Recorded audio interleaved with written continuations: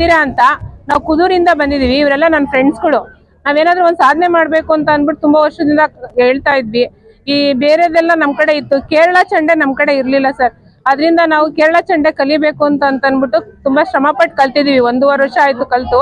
ಇಲ್ಲಿಗಾಗ್ಲೇ ನಾವು 95 program ಕೊಟ್ಟಿದೀವಿ sir. Mysuru ಇದು ದಸರಾ, ಹಂಪೆ ಉತ್ಸವ, ಮಂಡ್ಯದಲ್ಲಿ ಕನ್ನಡ ಸಾಹಿತ್ಯ ಸಮ್ಮೇಳನ, ಎಲ್ಲ ಕಡೆ ಇಲ್ಲಿಗಾಗಲೇ 95ನೇ ಪ್ರೋಗ್ರಾಮು. ನಮ್ ಲೋಕಲ್ ಅಲ್ಲಿ ಇರ್ಬೋದು, ಆಲೆ ಸುಮಾರು ಎಲ್ಲ ಬೇರೆ ಬೇರೆ ಜಿಲ್ಲೆಗೂ ಹೋಗಿ ನಾವು ಕಾರ್ಯಕ್ರಮಗಳನ್ನ ಕೊಟ್ಟಿದೀವಿ. ಇವತ್ತು ಮಾರಮ್ಮನ ದೇವಸ್ಥಾನದಲ್ಲಿ ಇವತ್ತು ನಾಳೆ 2 ದಿವಸಕ್ಕೂ ಬನ್ನಿ ಅಂತ ನಮ್ಗೆ ಹೇಳಿದಾರೆ. ಇವತ್ತು ಬಂದಿದ್ದೀವಿ, ನಾಳೆನೂ ಬರ್ತಾ ಇದೀವಿ. ಆದ್ರೆ ನಮ್ ಕಡೆ ಹೆಣ್ಮಕ್ಳು ಇಷ್ಟ ಶ್ರಮ ಪಟ್ಟು ಕಲ್ತಿರೋದ್ರಿಂದ ಎಲ್ಲಿಂದಲೋ ಕೇರಳ, ಮಂಗಳೂರು ಅಷ್ಟು ದೂರದಿಂದ ಎಲ್ಲ ಕರೆಸ್ತಾರೆ.